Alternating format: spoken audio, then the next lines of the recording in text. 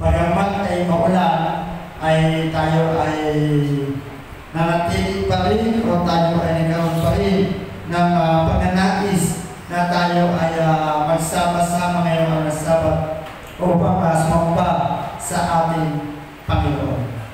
Naalala ko nung magpinsan kagabi, si Jaira at saka si Aya, bago matulog nagpaplano, Ma'am Jenny, Aya, ikaw ba ay sasabihin sa amin bukas? Sasabihin ka ba sa amin ni Daddy? O ikaw ba ay sa iyong papa sasabay? Sabi ni Aya, sa iyo ako sasabay kay Daddy JJ. O sige, matulog na tayo. Para bukas sa umaga, maaga tayo magising. Kasi Sabado. Tapos kagabi, nung pagkatapos namin mag-pray, sabi sa akin ni Jaira, Daddy, bukas ng umaga, gisingin mo ko umaga ha? Maaga kami sisimba. Kaya nga nalit pa rin tayo. Pero puri ng Panginoon, sapagkat natutuwa ako sa mga murang edad nila, talaga namang isinesat nila yung kanilang isipan. Pag Sabado, pupunta ng simbahan. At yun talagang ikinatutuwa ko. Talaga ako'y masayang-masaya ang aking puso kapag narinig ko yung mga bata na nagkukwentuhan at nag-uusap, lalo tingin sa araw ng Sabado. Ano po? Ngayong umaga po, tayo po'y dadako sa isang pag-aaral na ito po ay ilang beses natin narinig, ilang beses na natin nabasa, at ilang beses na po natin nakita itong pag-aaral natin. Ngunit sa kapangyarihan ng Panginoon ay tinitignan ko na ma-empower tayo sa kalalagayan ng ating iglesia, sa kalalagayan ng ating personal na relasyon sa Panginoon, at sa kalalagayan ng sanlibutan. Meron lang po akong amazing video clips na gusto pong ipapanood sa inyo. Ito po ay may audio, pwede po pang paparin po sa Bluetooth. Yan.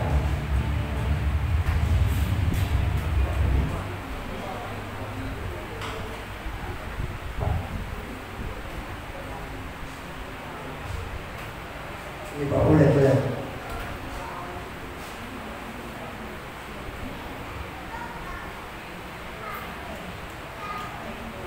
May silang po yan.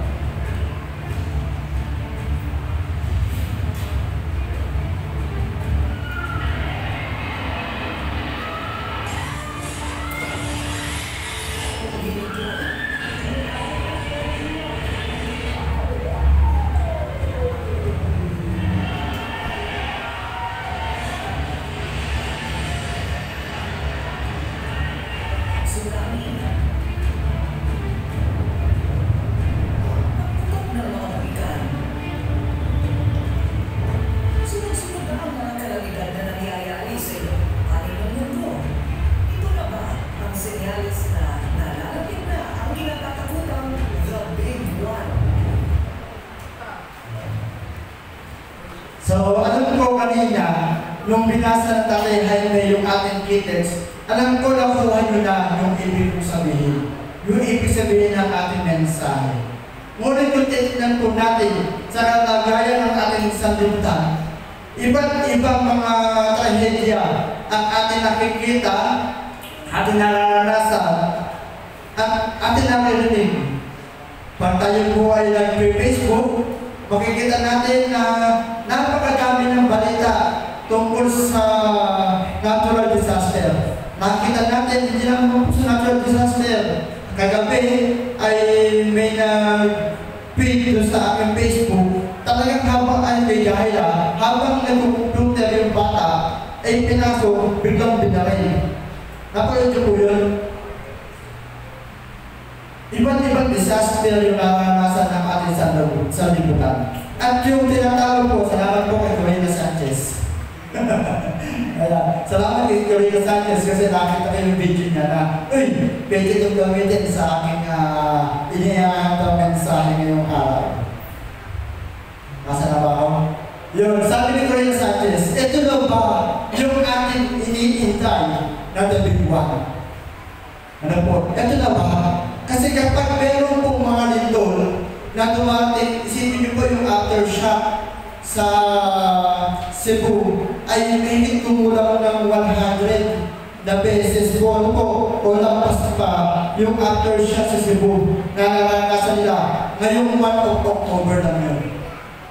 Kaya nga sabi ko sa aking sarili, ano ba ibig sabihin ito? Kasi ilang araw na namin pinag-uusap ng mag-asawa, ano ba yung ibig sabihin ng lindol sa panahon ng lumang tipan? Kasi po, di ba po, sa lumang tipan po, pag-aaralan natin, may mga lindol na nangyayari at ipinapakita noon yung kapangyarihan ng Diyos. Sa panahon na may nangyayari gano'ng kalimidad, noong araw, noong unang panahon, ay nakikita at napapatunayan ng bayan ng Diyos na may Diyos na totoo at may Diyos na may kontrol ng lahat ng mga bagay. Ano po mga kapatid? Sige po. Ayan. Sige po. Next po. Ayan. A hopeless world is still a desperate need of a hopeful church. Tama po ba? Meron na po ba tayong narinig na nagbabalita sa panahon natin ngayon na habang may lumilindol ay sasabihin, kinakailangan natin ng Panginoon? Hindi. Ang lagi natin narinig, kinakailangan natin ng ayuda. Kinakailangan natin ng mga government officials para bigyan tayo ng ayuda. Lagi po ganun, di ba po? Minsan pa pinakita ako doon, sabi doon, lumilindol kami. Kailan yung dadali ng aming ayuda? Noon eleksyon, ang iingi nyo, ngayon, asa na kami ayuda. Laging gano'n yung aking narinig sa panahon ng may kalamidad. Ano po mga kapatid? Kaya nakita ko ang mensahe, a hopeless world is need a desperate need of a hopeful church. Mga minamahal ko mga kapatid. Bilang isang Kristiyano, kinakailangan makita natin yung ganitong side ng kalagayan ng ating sanlibutan. Pagkamat may mga iba't ibang pagsubok o iba't ibang pinagdadaanan ang ating sanlibutan, kinakailangan natin makita yung pangangailangan ng bawat isa sa atin sa Panginoon. Sige po. Sabi po rito, sa kalagayan po ng sanlibutan, instrument of God to relieve human suffering and announce that Jesus is coming soon. Kinakailangan merong gamitin ang Panginoon na instrumento sa panahon natin ngayon. Sa panahon na naghihirap, kinakailangan may makita instrumento ang Diyos na magsasabi kaya nangyayari ang mga bagay na yan sapagkat malapit na ang pagdating ng ating Panginoon. Sa mga nakalipas na bagyo, sa mga nakalipas na lindol, sa mga nakalipas na kalamidad, nasabi po ba natin sa ating mga kapatid, sa ating mga sa buhay na darating na ang ating Panginoon? Sabi po rito sa isang quotation, the early Christians expected Jesus to come very soon. Ano po mga kapatid? Totoo po yan. Ang Tatay Ano, sinabi niya yun, na malapit na dumating ang Panginoon, di ba? Ang ating mga magulang, sinabi na rin yun, na malapit na dumating ang ating Panginoon. At sa panahon natin ngayon, ganun pa rin ba ang sinasabi natin? O sinasabi lang natin, ang Panginoon ay darating na, ay darating. Ano po?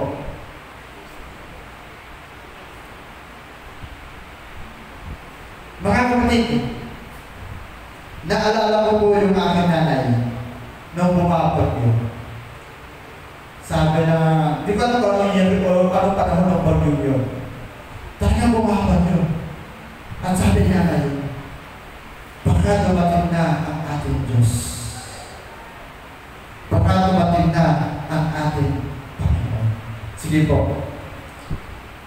Sabi po nito, the Lord is coming. We hear the footstep on approaching God. Sabi ni Mrs. White sa kanyang sulat sa Evangelism, page 290. Tama po mga kapatid, naririnig na natin, nakikita na natin yung footstep ng pagdating ng ating Panginoon. Kaya ang tanong po mga kapatid, how close are these footsteps?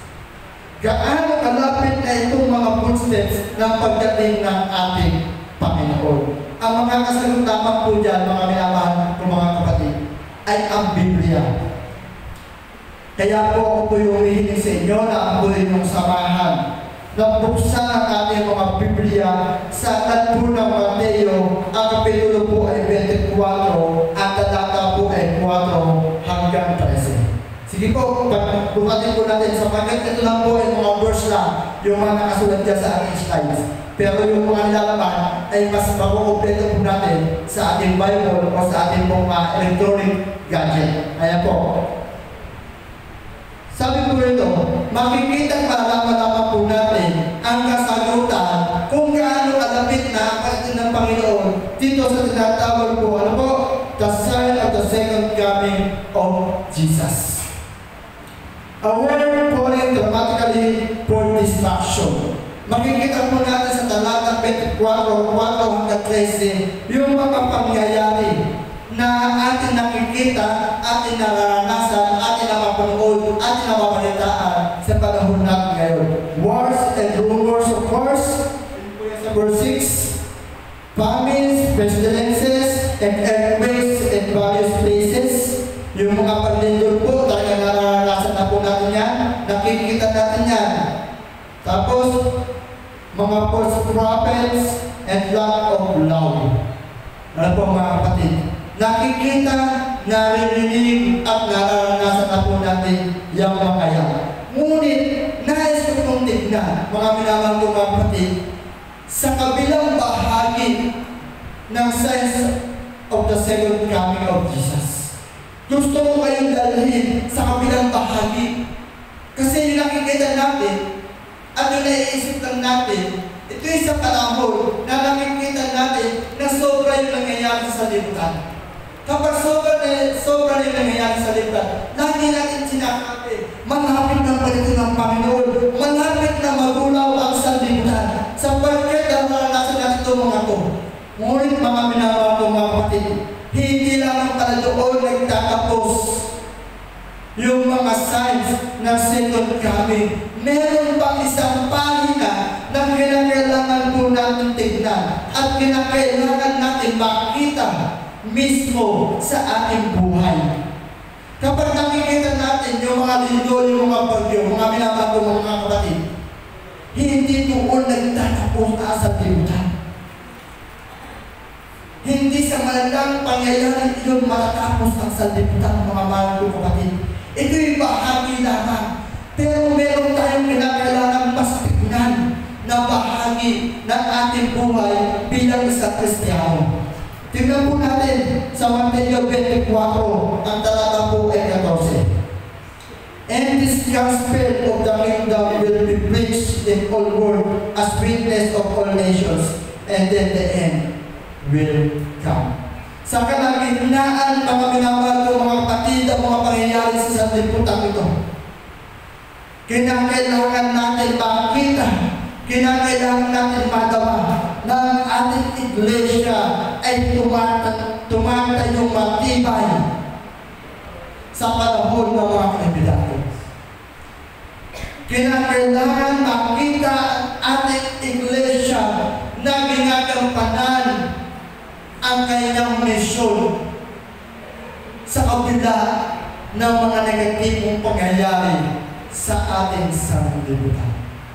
Habang may lumilindol, habang may binabagyo, sa panahon iyon, kinakailangan daw mga kapatid, mayroong tumalong iglesia, Kuya Lubro, na magpapahayag ng mabuting balita ng kaligtasan. At anong sabi mga minamahal ko mga kapatid? Sige po.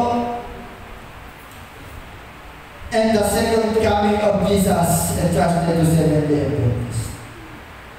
Ang pagdating, ang ikalawang pagdating ng ating Panginoon ay ipinagkatiwala sa mga 70 Adventists. Kaya tayo mga minamahal mga kapatid, kung nakikita natin na makarapit ang Panginoon dahil sa mga milagro.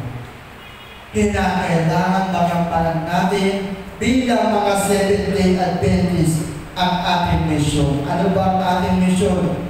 Sabi po sa Revelation 14:6, the everlasting gospel to those who dwell on the earth, to every nation, tribe, tongue, and people.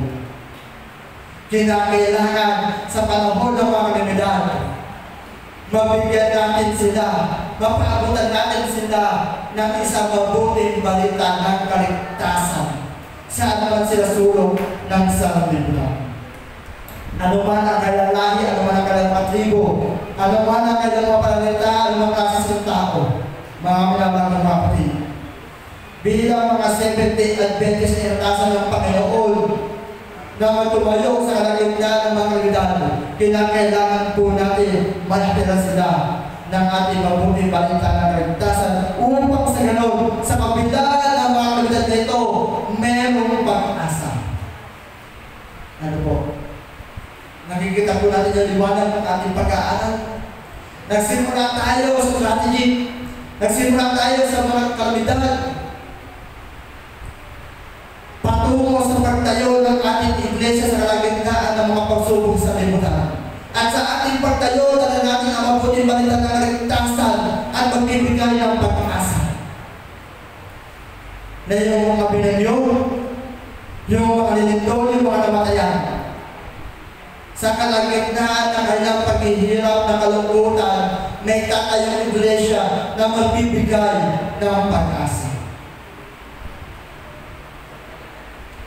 Tinitingnan po natin mga minamahal ng mga kapatid, yung papalapin na pagdating ng ating Panginoon. At sa kanyang papalapin na pagdating ng ating Panginoon, mga minamahal ng mga kapatid, makikita natin at sa libutan ay nauhulog sa isang dramatically for destruction. Ano ba yung mga yun? Mga minamahal ng mga kapatid? Selfishness, hatred, corruption, polarization, betrayal. Ayan yung malalasan natin sa panahon natin ngayon. Ano po mga kapatid? Natural disaster. Pagkatuyot, yung fires, ano po, and floods, global crisis, finances, morality, politics, society, environment, of course, kasama religion. Yan yung mga problema na hinaharap na sa libutan natin ngayon. Yan yung mga nakikita natin mga grabe na yung nangyayari yung politics sa Pilipinas. Talagang sobra, grabe. Para ako yung movie marathon katilatin. Para talaga ako yung movie marathon. Sir Joel, pag pinapanood yung politics dito sa ating bansa, talagang sa akong grabe, ang ganda ng climax. Nagdala sa climax yun. Sabi ko, eto na yung kabila.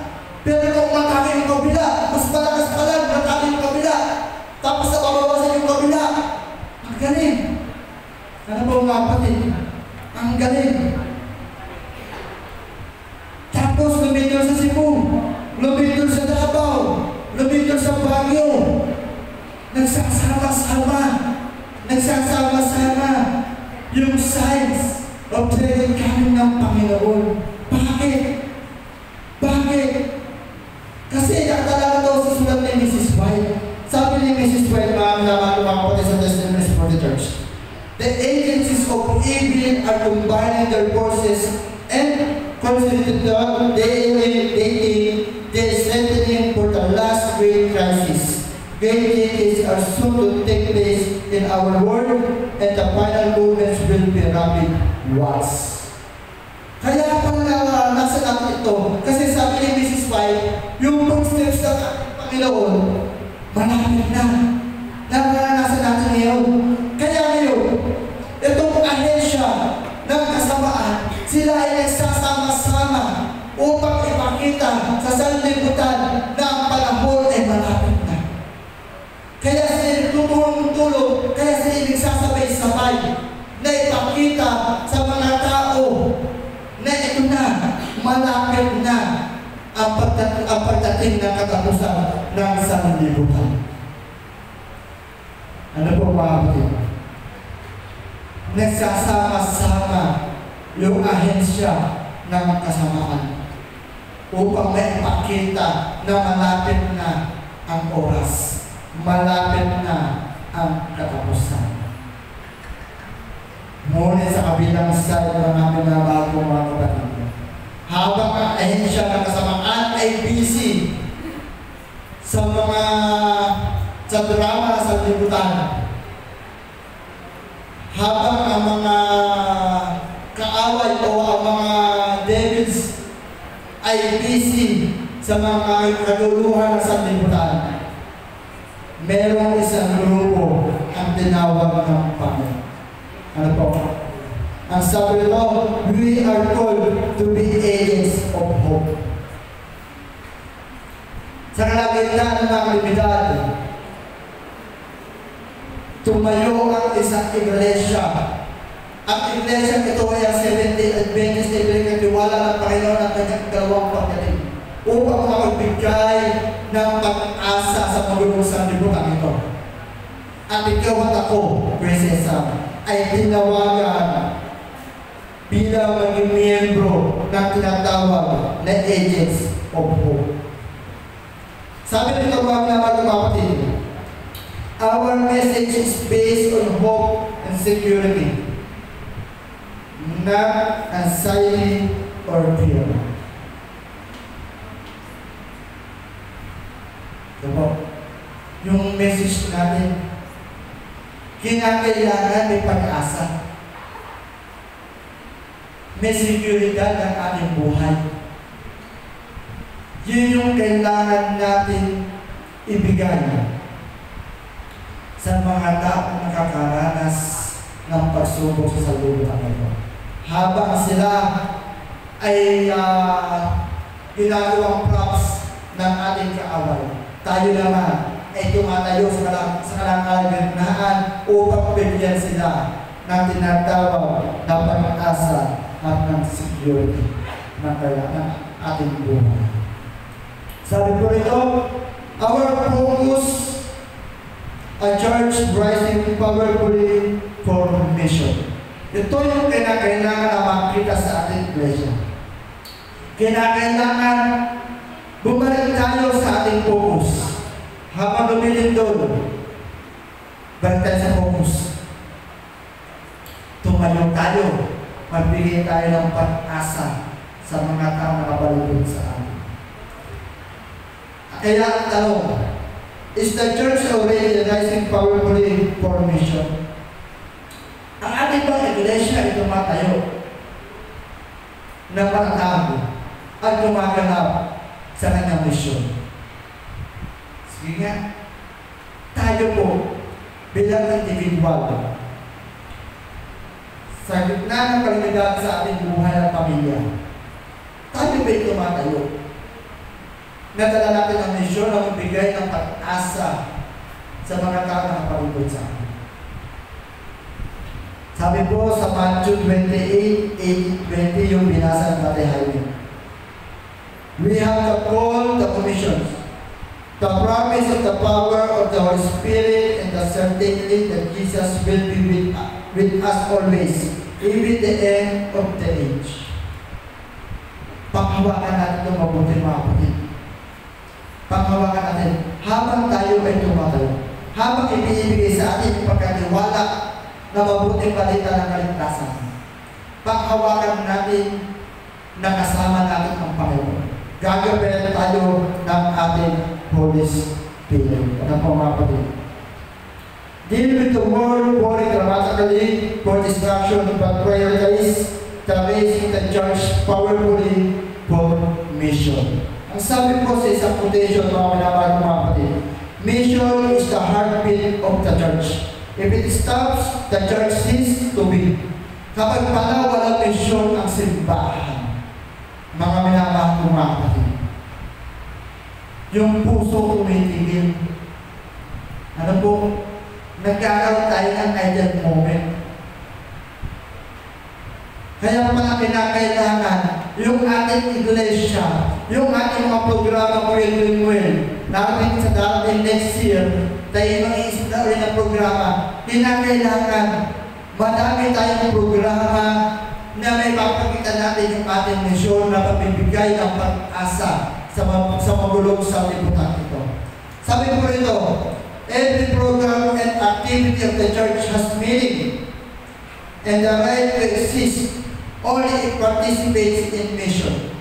Yung mga programa pala, ito pala yung mga mapakinabangan kung yung mga programa ay merong pinanaman sa misyon ng iglesia. Ano po?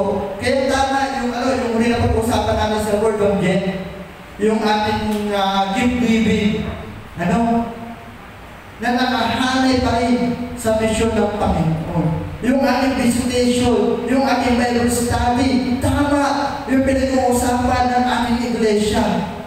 Na tayo ay nakahanay doon sa misyon. Ngunit ang sabi ng nagsulat ng quotation, no believer really can sit in church, redeem by the blood of the Lamb, or pray the kingdom come without thereby inviting to participate in Christ's own mission. No one can truly say that belongs to God's own people unless he serves Christ as a missionary. Hindi pa na natin masasabi ng mga bagay nito. Hindi pa na tayo makakidasal sa Panginoon ng ganitong mga bagay kung hindi natin ibabay, kung hindi natin isasama yung ating mga sarili sa misyon ng ating Panginoon. Kaya bilang isang iglesia na tumatayo sa kalagitnaan ng mga misis, kinakailangan yung ating personal ay makita na gumagawa sa gawain ng ating Panginoon. Habang nakikita natin, nararamdaman natin yung crisis, yung digmaan, yung lindol, kinakailangan ikaw sa aking sarili makita na tayo ay gumagawa sa gawain ng ating Panginoon. Sabi ko rito, if you are not committed to mission, you are like a firefighter who runs into a burning building just a painting on the wall. Yun lang pa yun. Ano po kayo ngayon? Ganun lang. Yun lang. Adventist ako. Yun lang. Diba? Kaya ngayon tanghali mga nararamdaman, tayo po ay tinawagan tayo para maging miyembro ng Agent of Hope. Ang mission ng Seventh-day Adventist, sige po. Ayan. Ang mission ng Seventh-day Adventist Church ay gumawa ng mga disipulo ni Yesu Cristo na nabubuhay bilang kanyang mga tapat na saksi at nagpapahagi ng walang hanggang ebanghelyo sa lahat ng tao bilang paghahanda sa nanganapit na pagbabalik ni Jesus, ginagabayan ng Biblia at ang banal na Espiritu. Ito pala yung mission natin. Ito yung kinakailangan makita sa ating iglesia. Ito yung makita sa buhay ng bawat Seventh-day Adventist. Bakit po ito yung message ngayon ang tao? Sapagkat sabi nga ni Mrs. White, nakikita, nararanasan, naririnig at nadaraman natin yung footstep ng ating Panginoon. At habang papalamit ang Panginoon, kinakailangan makita at tumayo din tayo. Ano po? Tumayo tayo sa kalagitnaan ng mga meses ng sanlibutan. Sabi po nito, ang mga Adventista ay naglalayo makamit ang misyon nito sa pamamagitan ng mga sumusunod. Tandaan po natin ito mga kapatid. Christ-like living. Pagpapakita ng karakter ni Kristo sa pamamagitan ng moral, ethical, at panlipunang pag-uugali. Tandaan po natin ito. Ito dapat yung makita sa mga Seventh-day Adventist sa panahon na papalapit na ang pagdating ng ating Panginoon. Pangalawa, Christ-like healing. Pagpapagaling pagtuturo ng mahusay na pamumuhay. Di ba po, tama yung ginagawa natin. Pag tayo po ay nagkakaroon ng malalaking gawain, meron tayong lecture, sapagkat tinuturuan natin sila mamuhay ng mahusay na pamumuhay. Pangatlo, Christ-like serving. Paglingon sa mga kailangan at pagpapakita ng pagmamahal sa kapwa. Kahapon, Saturday, mag-uusap kami ni Pastor Salvacion. Sabi sa akin ni Pastor Salvacion, Iho, sa tingin mo, ano ang tunay na iglesia? Tapos, bumukat ng Bible si Pastor Salvacion. Ang tunay na iglesia ay yung meron pang mga sakit, especially sa mga palo. Ano po mga kapatid? Kaya sa panahon na makalapit na ang Panginoon, itong mga pag-uugaling ito, ang inaasahan niyang makita sa mga miyembro ng Agent of Hope. Panglima, Christ-like proclaiming. Pagbabahagi ng Ebanghelyo sa lahat ng tao sa pamamagitan ng personal pag-uusap, pangangaraw at pinadala ng mga misyonero. Ano po mga kapatid? Kailangan pala sa pagpapalapit na pagdating ng ating Panginoon ay makita itong mga karakter na ito. Mamaya po mga minamahal mga kapatid, ayon sa Anunsyo sa Asia, meron tayong Hope Impact. Ano po? Hope Impact. Tayo po ay pupunta sa lugar ng buo at tayo po ay mabibigay ng ano po, ng mga mensahe na magbibigay sa kanya ng pag-asa sa kabila ng mamulong sa liputan. Kanina sa pag-aaral natin, may tumayong iglesia na pinagkatiwala ang pagdating ng ating Panginoon at ang sabi, ang pinagkatiwala ng iglesia ito ay mga Seventh-day Adventist. Kaya mga pinapahalo mga kapatid, mamaya anong oras? Alas 3. Tayo ay magtutungo sa lugar ng buo at tayo ay makikibahagi, ano po mga kapatid, sa Christ-like proclaiming mission. Tayo ay mamamahagi ng mga proyekto na meron dalang pag-asa sa mamulong sa liputan. Ang sabi ko ito mga kapatid, my brethren, allow natin to come in that will separate you from one another or from God. Talk not of different of opinion, but unite in the love of the truth, as it is in Jesus. Iba-iba man ang ating mga katwiran, iba-iba man ang ating opinion. Sabi nito ni Mrs. White, tayo yung magkaisa sa po sa katotohanan. Kung ang gusto ni William ay magpumotor siya papunta roon, alam mo yung kakaisip, walang problema sapagkat ang tulog kami ay nagkaisa sa katotohanan. Kung ang gusto ni Sir Angel ay pumunta ng highway at kami ni William ay sa looban, walang problema sapagkat ang tulog ay nagkakaisa sa katotohanan. Kung ang gusto ng bawat isa sa atin ay magbibigay ng mga proyekto sa pamamagitan ng social media, walang problema. Ang dulo tayo ay magkakasama sa pagkakaisa sa Panginoon. Ano po mga kapatid? Sabi ko rito, Christ-like teaching, pagtuturo ng mga aral ng Biblia sa mga palago na espiritual na buhay ng mga mananampalataya. Sa ginawang pagdating ng ating Panginoon, kinakailangan ang mga karakter na ito ay makita sa bawat isa sa atin, especially sa ating iglesia, mga minamahal kong kapatid. Sabi nito, sa pangkalahatan, ang Seventh-day Adventist Church ay naglalayong ipanaganap ang pag-ibig at pagmamahal ni Kristo sa lahat ng tao at ihanda sila sa nalalapit na pagbabalik ng ating Panginoon. Ang ating misyon, mga kapatid, uulit-ulitin natin to preach the three angels' messages of Revelation 14. Mga minamahal mga kapatid. To the entire world, and is always revealed the framework of hope. Doon nakaikot yung pag-asa. Doon sa three angels' messages. Ibabalikan natin sa kanila yung mabuting balita ng kaligtasan na nakapaloob sa mga pag-uugali na makikita natin sa mga Seventh-day Adventist, na makikita sa misyon ng ating iglesia. Sabi rito, we can adjust our methods but never change our Bible-based message. Yung mga pamamaraan, pwede natin tayo mag-adjust. Pwede natin baguhin ng kaunti.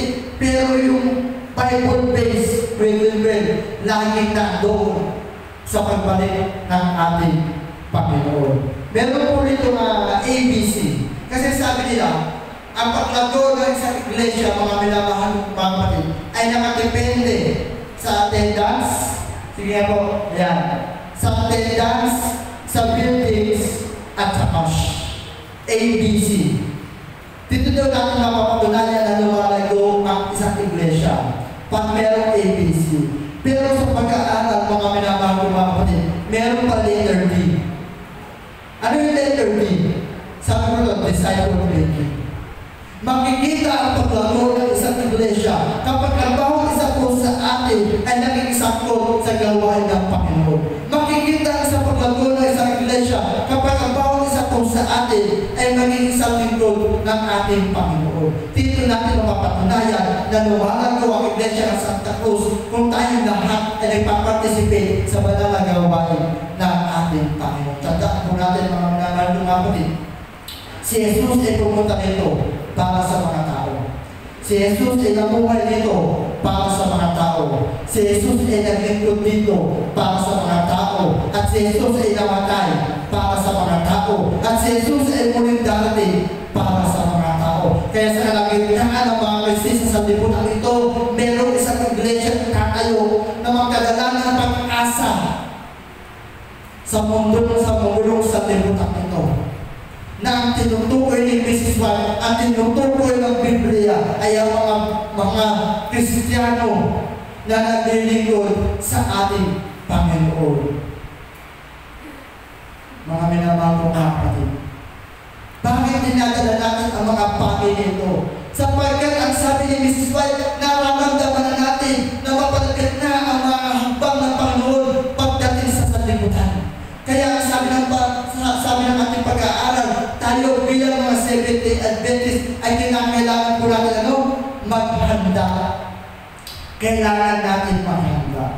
Dahil sa lahat ng tao na kapalibot sa atin, tayo yung kinakailangan na mayroong mas paghahanda sa pagbalik ng ating Panginoon. Kaya habang inihintay natin ang pagbalik ng Panginoon, maaari po tayo lumapit sa Panginoon.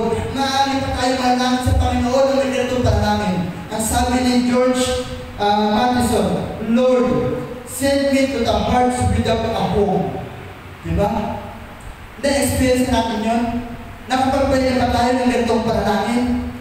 Send me to the heart without a home, to the lips without a love, to the world without a compass, to the rock without a refuge. Send me to the children that none have blessed, to the famished that none have fed, to the sick that one have visited, to the demoniac that none have gone, to the fallen that none have lifted, to the leper that none have touched, to the brave that none have comfort. Mga minamahal ko mga kapatid, sa pagbabalik ng ating Panginoon, habang tayo ay nag-aantay sa Kanya, nararamdaman natin na mapapalapit na ang Kanyang pagbabalik. Pwede bang baguhin natin ng konti ang ating kaisipan habang tayo nag-aantay? Pwede bang ituon natin ng kaunti ang ating isip sa misyon ng ating Panginoon bilang agent of hope? Pwede bang baguhin natin ng kaunti at takbo ng ating mga buhay na bigyan natin ng panahon na makapasok sa ating buhay yung pagpapaabot ng mabuting balita ng kaligtasan, mabuting balita ng pag-asa sa mga taong nasa palibot natin. Baguhin natin ng kaunti, mga kapatid. Pihitin natin ng kaunti ang ating mga puso dun sa mga tao na kinakailangan ng pag-asa. The Lord is coming We hear the footsteps of an approaching crowd. Mga minamahal ko mga kapatid. Lagi natin tatandaan. Yan ang paalala ni Mrs. White sa atin. Sabi ko ito, soon we shall see Him in whom our hopes of eternal life are centered. In His presence, the trials and sufferings of this life will seem as nothingness.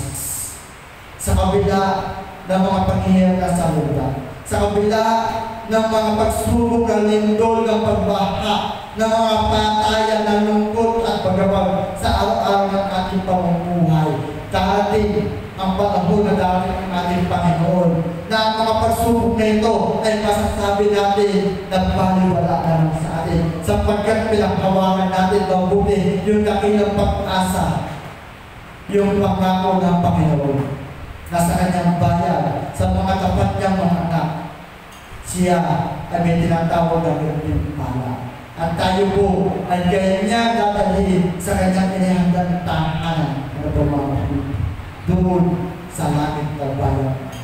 Doon sa bayan, sa langit ng bayan, wala nang paghihirap, wala nang lindol, wala nang masakit, wala nang lungkot, wala nang problema. Ang gagawin lang po natin, mga kapatid, sa panahon na siya'y inaantay, ay maging matatag, tumayong matibay sa ating pananampalataya, at habang tayo nakatayo sa ating pananampalataya, gumawa tayo sa Panginoon, sapagkat ang mga tao na kapalibot sa atin, sila yung kinakailangan makahatid na matira na mabuting balita ng kaligtasan ng pag-asa. Sapagkat tayo bilang mga 70 Adventist, tayo ay tinawagan, ano po mga kapatid, tinawagan para maging agent of hope. Tayo ay tinawagan na tumayo sa kalagitnaan ng mga pagsubok ng isang libutan. Kaya kung may lindol, mga minamahal ko mga kapatid, tandaan natin, ang kaaway ay nagsasama-sama upang tayo ay pahirapan. Ngunit, titignan po natin yung isang phase ng signs of the second coming, merong pag-asa. Sapagkat kapag naihatid na natin ang mabuting balita ng kaligtasan, dito darating ang bukas. Kaya kung mamaya mga kapatid, nag-aabil ako sa inyo, makibahagi tayo sa dakilang gawain ng Diyos sa lugar ng duha upang makapagpaabot po ng mabuting balita ng kaligtasan sa mga tao na nasa bagong po. Kaya yung Women of Valor, kayo aming inaasahan na isa kayo sa mga aktibo sa ahensya ng mga magdadala ng pag-asa. Agent of Hope. Tayo po, bawang isa po sa atin ay miyembro ng tinatawag na Agent of Hope na magdadala ng ng pag-asa sa pagulong sa libutan ito. Pagpalain tayo ng Panginoon habang tayo nag-aantay ng kanyang dalawang pagdadala.